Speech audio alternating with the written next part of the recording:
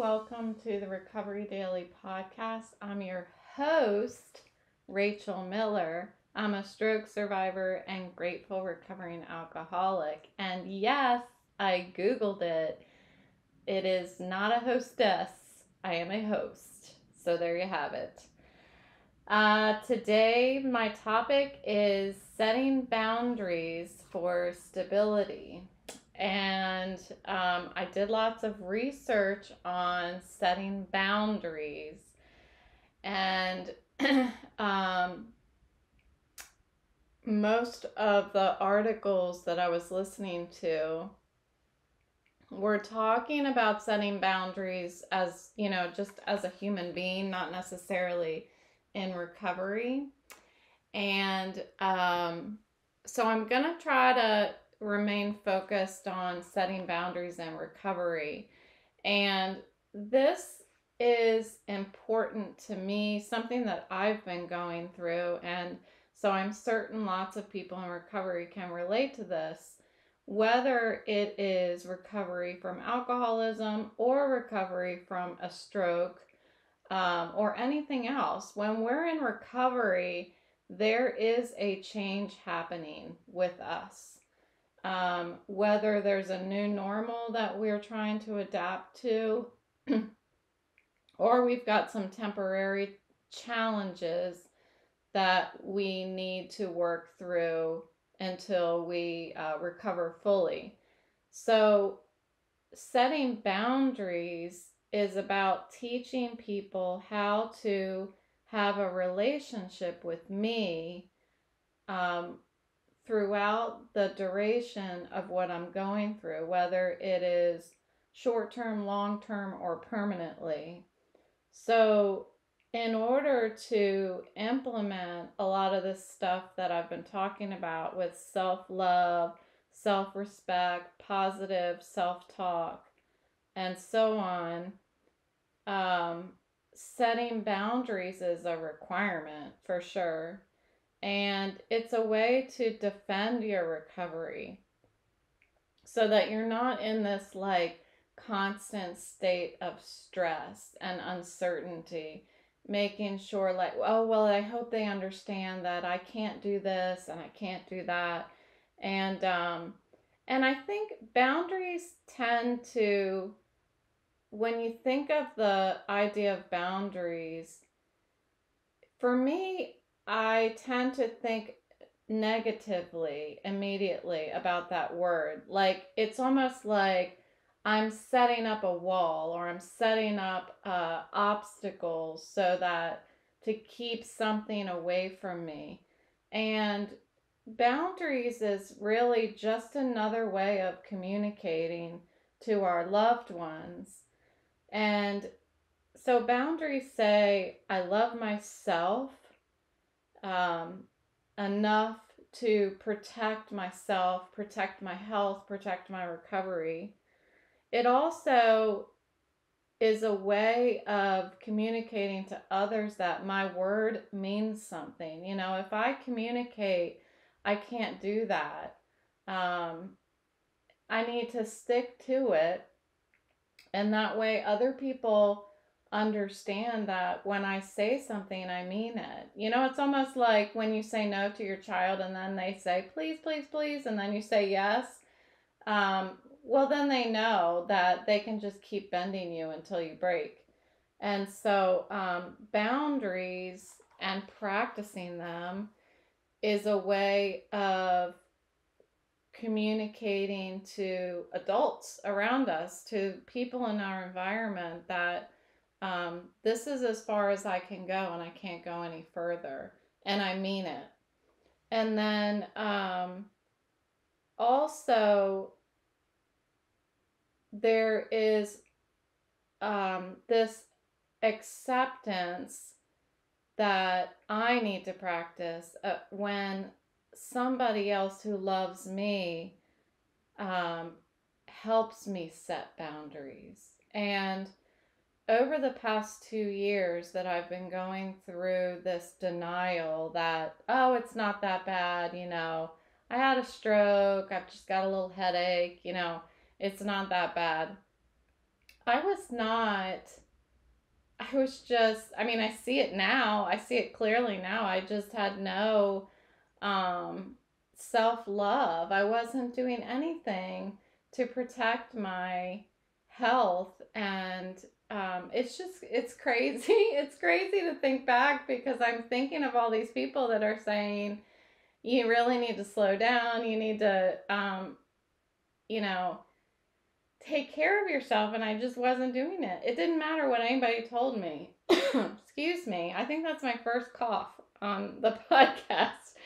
Um, so it's just, it's amazing to look back and see how much I was just disregarding my health and taking care of myself. So, my boyfriend has been really instrumental in helping me build boundaries during this time. I mean, instrumental because, well, he knows me so well. We've been together for like 18 years.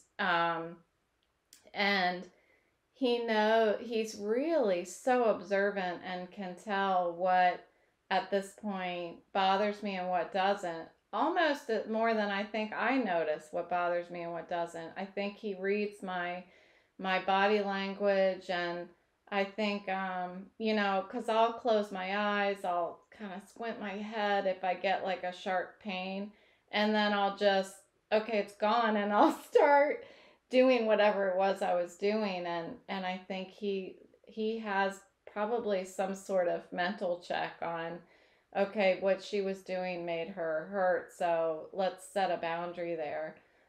So having somebody in your life like that is just I'm speechless about it. Really, it's you're not on your own. You don't have to draw those boundaries by yourself. It's been incredible for me to have that kind of support. Um, so boundaries can only be built if you first recognize that you deserve a comfortable environment and you deserve stability.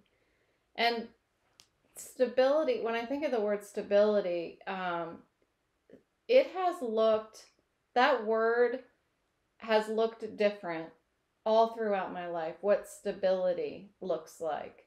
There was a time when my children were really, really small, and stability was all about finances and making sure that I was able to feed them and get the diapers and have gas in my car and all of that stuff. That's what stability was back then.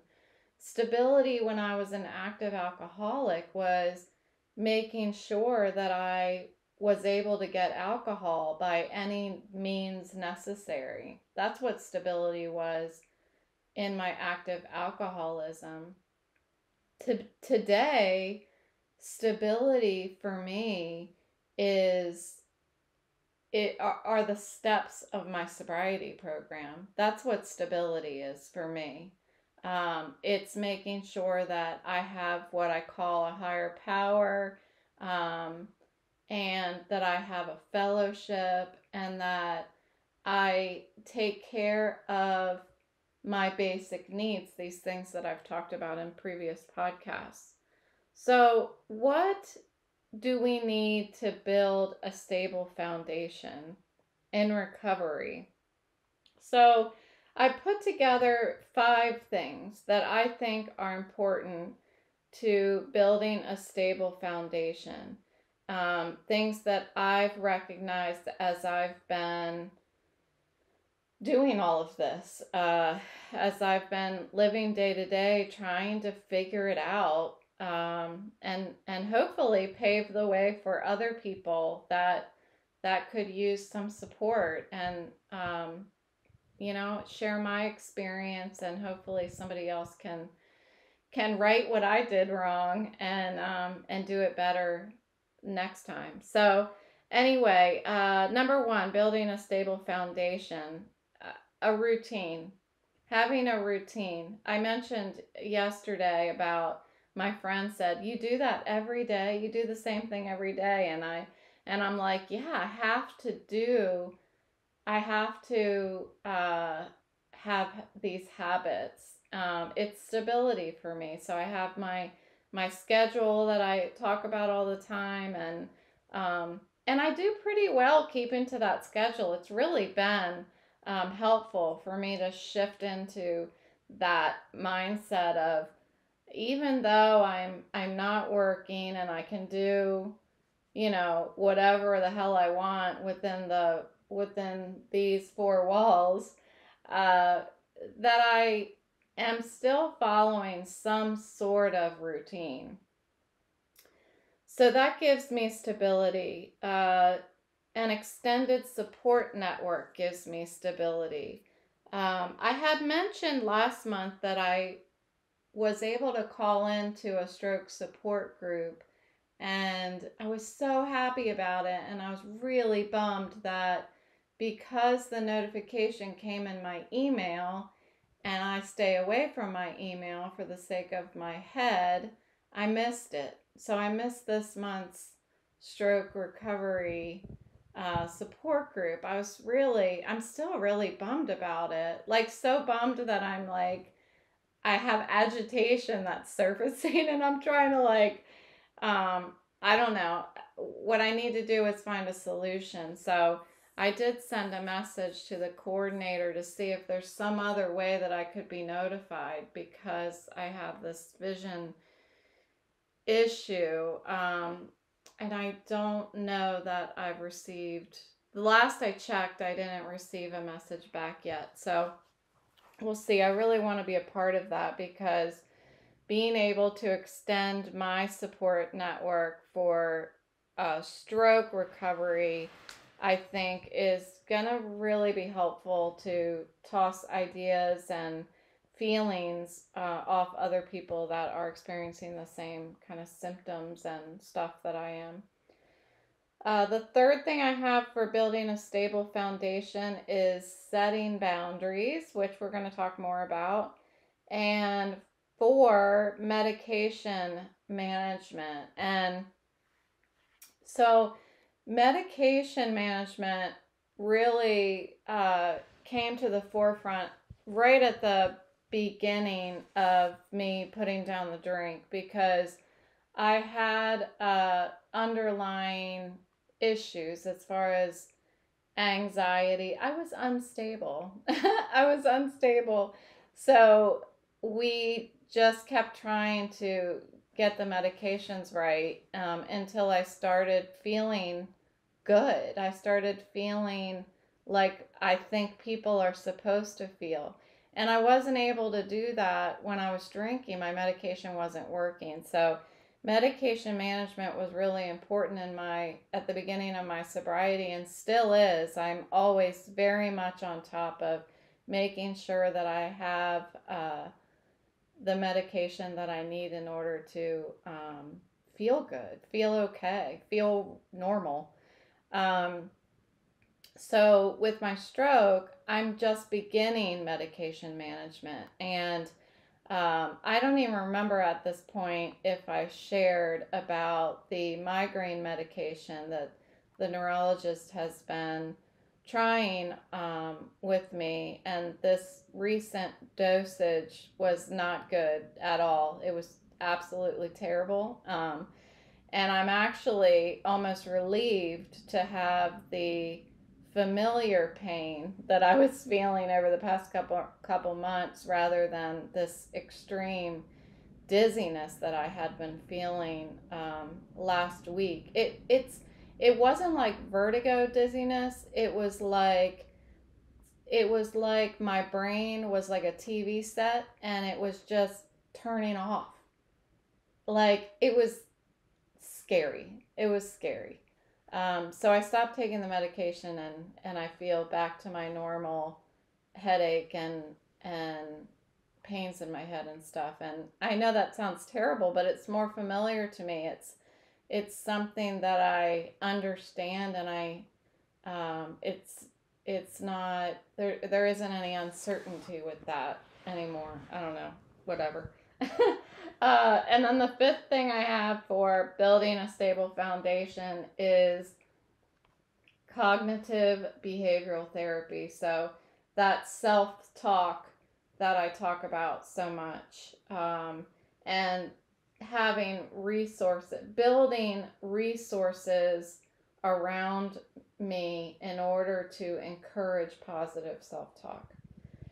And so basically, a stable foundation is going to be built by removing as much uncertainty as possible, knowing what I'm doing every day, having people that I can reach out to, setting boundaries so I know how far I have set the limits of how far I can go, and I know I'm not going to go any further. That's just my boundary I've set. Medication management, getting the meds that I can take on a regular basis so I don't wake up in the morning and feel like, well, this is a whole new symptom.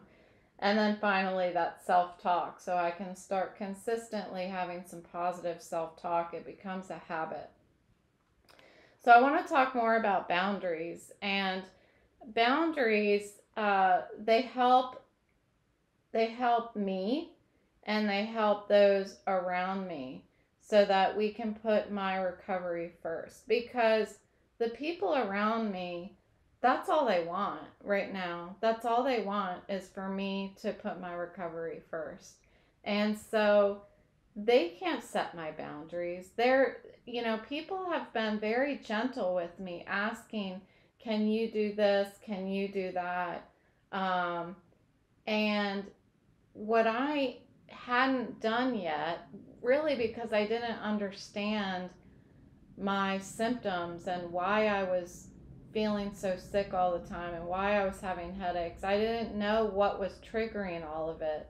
And as I've taken some more time to just focus on myself and my symptoms and recovery, I've been able to start identifying trends and see what it is that hurts and what doesn't. And so by just having that knowledge, I'm able to start communicating it to other people. But I can't, I need to be more assertive about communicating that. I should not wait for somebody to ask me about what my limitations are. But I should be able to, say, if somebody says, well, can we all meet up? I should say from the start, I can do it, but these are my limitations. And I couldn't do that before because I didn't know what they were. So, protecting my recovery by establishing what I can do and what I can't do, and what I should do and what I shouldn't do. Those are two different things. There are things that, with my symptoms, this neurological vision impairment, I'm not blind. I can see, but it hurts. So I can, look, if somebody says, oh, John Doe sent you an email, I can go look at the email, but I'm going to pay the price. So that is what I should do and what I shouldn't do. The things that I can't do are ride in the car with my eyes open. That I literally cannot do, or I don't know what would happen, honestly. I'm afraid to even think about it. I would maybe throw up. I would have extreme pain. So, what I can do, what I can't do, and what I should do, and what I shouldn't do. So, setting up these boundaries requires a certain level of determination, and again, acknowledgement that I deserve to feel better, and I deserve to be happy. And what comes to mind whenever I think about me deserving to be happy is when I was an active alcoholic. I I truly believed that I didn't deserve to feel good. I don't know if it doesn't matter where it came from, but I didn't think that I deserved to be happy. And so, I thought happiness was for lucky people. And that's sad, but that's the honest truth. That's what I thought. I saw other people in in happy marriages. I saw other people at jobs they loved, and I didn't think that I pulled the short straw. I got the short end of the stick. And and I didn't think that I deserved it. And so that's where my eating disorder really started getting really bad. Was if I didn't eat, it made me feel even worse. And so that hunger that I felt in my stomach was, it would get to this almost painful kind of feeling, like hunger pains. Right before hunger pains, it's just like this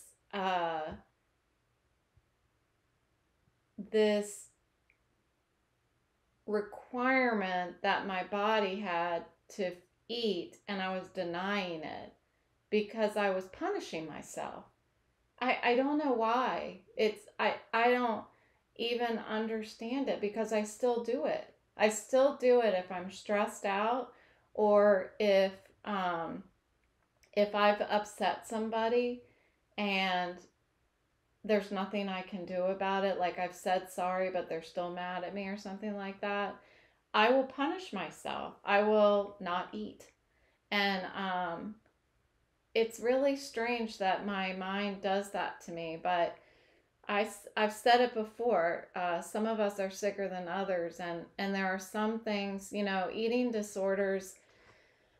That's a whole nother thing that I haven't really talked about. I don't know a lot about it. I just know that I have it, and it happens every now and again, depending on what I'm experiencing in my life. But that really was a way that I found to control what was going on around me, what was going on inside of me. I can control whether I'm putting food in my body or not. I can control my happiness through denying myself of food. So I won't go too far down that road, but um, in order to set boundaries, we have to acknowledge that we do deserve it. We do deserve to be comfortable in this life and create our own recovery environment. My recovery environment right now is so soothing, really. It's really nice. I mean, what I've got is I've got a warm, comfortable bed, and with skylights. I can't really look at the skylights, but there's sun coming into the room. So that's my bedroom, and I've got a nice big space to do yoga in there.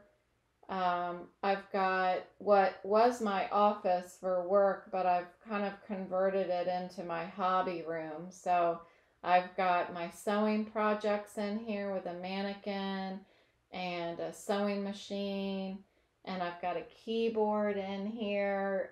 That's a new thing that I started looking into doing. I've got lots of lots of books. Again, I can't really look too much at those, but they give me ideas by just having them be there. I can look at the table of contents, which I will pull one out every now and then and look at the table of contents. Um, And then we've got outside, I've got a nice deck outside where I can sit, and I've got lots of gardening, small garden, but lots of flowers in it. I've chocked it full of flowers and plants, and so I spend time out there, just clipping and watering and doing that kind of stuff, feeling like a part of nature. And then in the garage, I have a couple other projects that I have not really felt well enough to do. Those are a little, just because it's so hot outside, my head doesn't feel really well enough to do things like painting and stuff like that yet, but it will, I'm sure. So I've created this environment for myself. Um, Not to mention the schedule, my world famous schedule that's on the wall in my bedroom. I also have that. That's always there for me to see and remind me of what it is that I can be doing at that any moment during the day. I've also got a living room downstairs where my boyfriend bought a projector for me to see if I am more easily able to watch a projector on the wall rather than a TV. And we've got a Roku hooked up to it. I've used it twice for 15 minutes, and it hasn't really been long enough for me to determine if it's too bad for me, but it sure was nice to look at to look at a picture on a wall because I haven't done that in 2 months. Um, so how do we set boundaries? I think the it all comes down to naming that naming that problem or feeling that you're having where you need to set the boundary. So for me, it's the pain in my head. And I've I've determined a lot of what causes the pain in my head. And so I've given the problem a name. It's the pain in my head. What is it that it's causing? In everyday life, that would look more like um, what, if you're setting a boundary with another person, they're hurting your feelings or something. Like, for example, your mother always tells you that you need to lose weight, for example. How does that make you feel when she says that? Well, it makes you feel shitty, I'm sure. So, shitty can be a name of the feeling. So, whatever it is that you need to set your boundary for, name whatever that negative thing is. And mine is pain. And then, two, communicate the limit, the problem, or the boundary.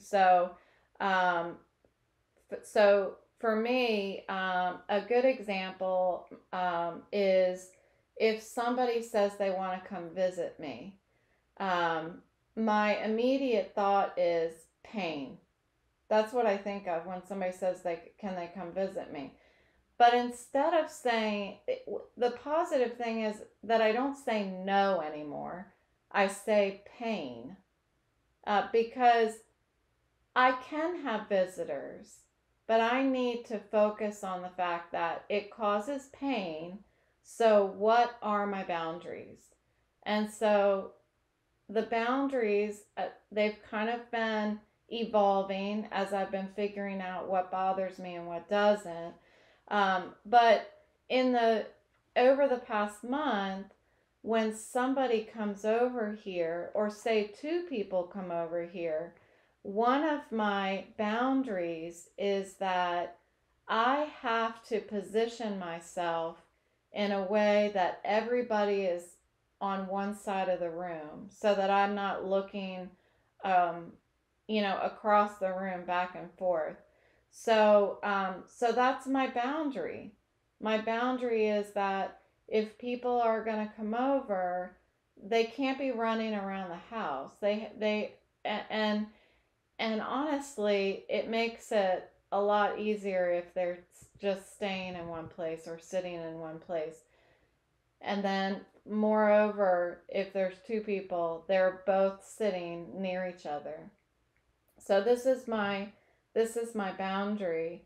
And then the third thing is offer an alternative solution. So if it's not going to work for me, if I can't have a visitor over, or there's 5 people that want to come over all at once, that's going to be too much for me. It's going to hurt my head. So my alternative solution would be, maybe I could just have 2 of you come over today, and then 2 of you come over another day, or something like that. So um, I know that for me, I'm afraid sometimes to set my boundaries because I'm afraid I'm going to hurt somebody else's feelings. And setting boundaries doesn't have to be negative. Like I said at the beginning, boundaries always seem to be like a negative concept to me. And it's not at all. It's a positive thing. It's something that is what all human beings should do. And unfortunately, not many human beings do it. So, setting boundaries, we can be kind enough to respect other people's feelings, but strong enough to be assertive that this is a boundary, and it's not going to change. It's it's a stake in the ground, and it's not going to move. We need to be able to accept that someone else may not understand or agree with our boundaries. And I don't know if I have faced that or not, because I think I have already surpassed that point where I'm like, my head hurts too bad to do XYZ. And if somebody else doesn't understand that, I honestly right now don't have the energy to give a shit. You know what I mean? So, um, but I can I can relate to the the idea that, in the past I have said that somebody asked me to do something, I say I can't do that, not because I'm in recovery, but something else years ago or something. Um, and I would say, no, I really can't do that. And I've had people come back and push me to do it. And that's uncomfortable. So we have to have some confidence in the decision that we've made to to set those boundaries. And I really feel that confidence is lacking when I'm setting a personal boundary. But when I'm setting a professional boundary, oh, I feel like I'm perfect at it. I'm very successful at it. I feel like I keep other people's feelings in mind. I say things respectfully but assertively. So it's like I have this different perspective or view of my own boundaries. Um, so I need to clearly communicate what it is that I want from other people and what I need. In my situation, I often blow off my condition, and that's where my boyfriend comes in and reminds me of some of these boundaries that sometimes I ignore myself. So, another thing that I was thinking about regarding this pushback. If you set a boundary and somebody is pushing back and saying, "Oh, come on, you can do it." How about like if somebody says, "I'll come, do you want to go to lunch?" And I say, "No, I'm really not feeling very well. I can't do that today." I offer, how about next week instead? So that's my alternative. If they come back to me and say, "Oh, are you sure? I'll come pick you up. We'll just go right by your house. Will that be better?" Um, I would get I get a little agitated right away that somebody is pushing back with me because I've said I can't do it. And I want somebody to just say, "Okay, I understand." But that doesn't always happen. And sometimes when I start getting agitated with the other person, I'm thinking that they don't have my best interests at heart. And I have to be reminded, and my boss reminds me of this every now and then, that I need to assume that everyone is doing their best and that everyone's motives are good, because I don't always do that. I sometimes think that somebody is doing this to hurt me. You know what I mean? It just tends to be kind of a default reaction. So I have to really actively remind myself that everyone is doing their best and everyone's motives are good. Now, if they prove me wrong, that's fine. They prove me wrong, then I can turn into bitchy Rachel. But I need to default to other people have good intentions and they do have my best interests at heart. So being assertive and being compassionate about it. I don't have to be assertive in a nasty way. I can be assertive with compassion. Compassion for myself, explain it. Maybe they don't understand what I'm going through. So I can, with compassion and understanding what maybe what their perspective is, because they haven't been living in my head for the past 2 months, and explain to them what is going on and why I can't do it. And they'd probably be very grateful for me letting them into some of that private information. So, talking about stability, I just wanted to kind of um, swing back around to stability, because where I have found my stability in recovery, I've mentioned, is the steps of my sobriety program. And the steps of my sobriety program, I've been able to apply in a lot of ways to my stroke recovery.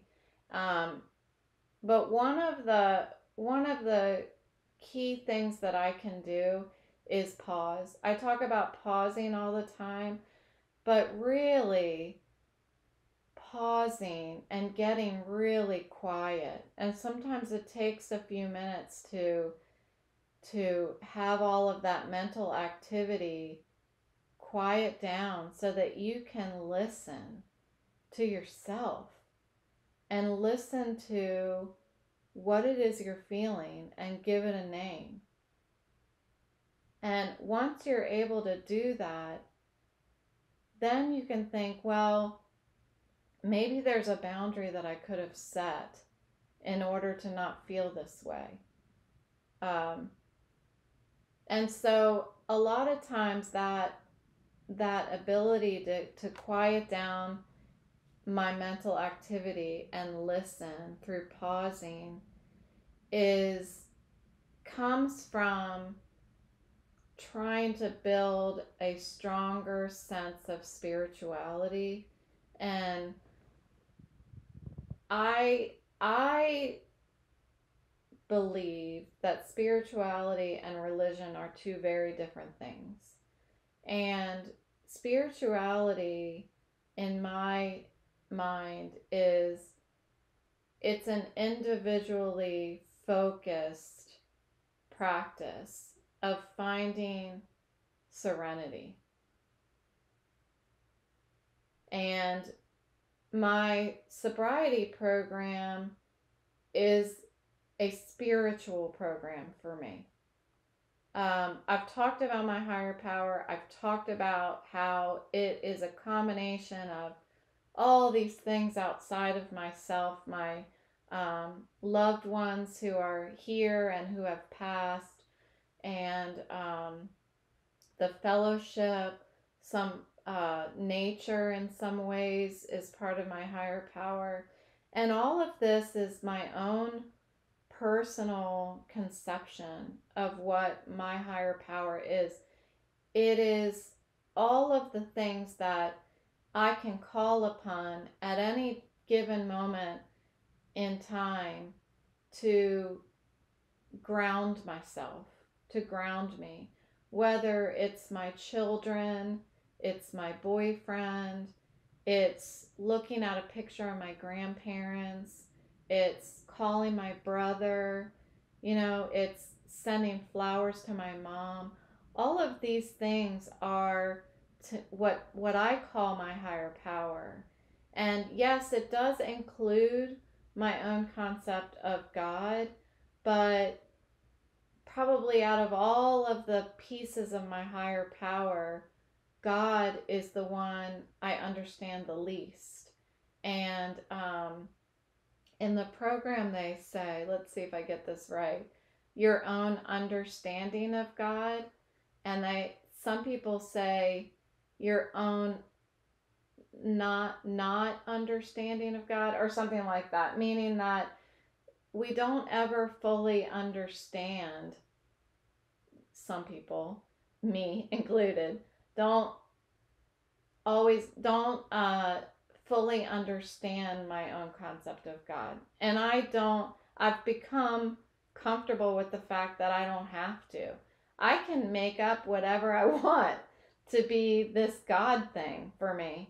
But I really feel a lot more comfortable calling all of it my higher power. And really, it's everything outside of myself. Because if I do things my way, it gets me drunk, and it gets me living 2 years of my life in utter pain in my head. And so I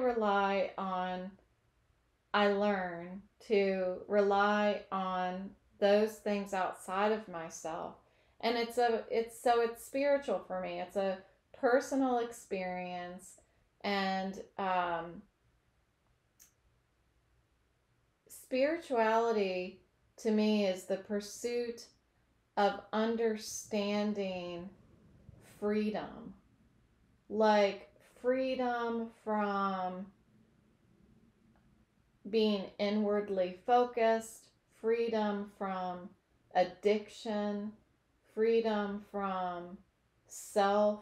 It's understanding my role among other human beings, that I'm in a society of human beings, and learning how to live and how to behave among all these human beings, learning how to not only love and respect other people, understand them to be understood, but to love and respect myself in every season of my life. And it doesn't have to be something that we already know how to do. I don't know how to do it. I'm just practicing. And every day I seem to get a little better at feeling stable, because I keep practicing these ideas and talking through them, and learning from others.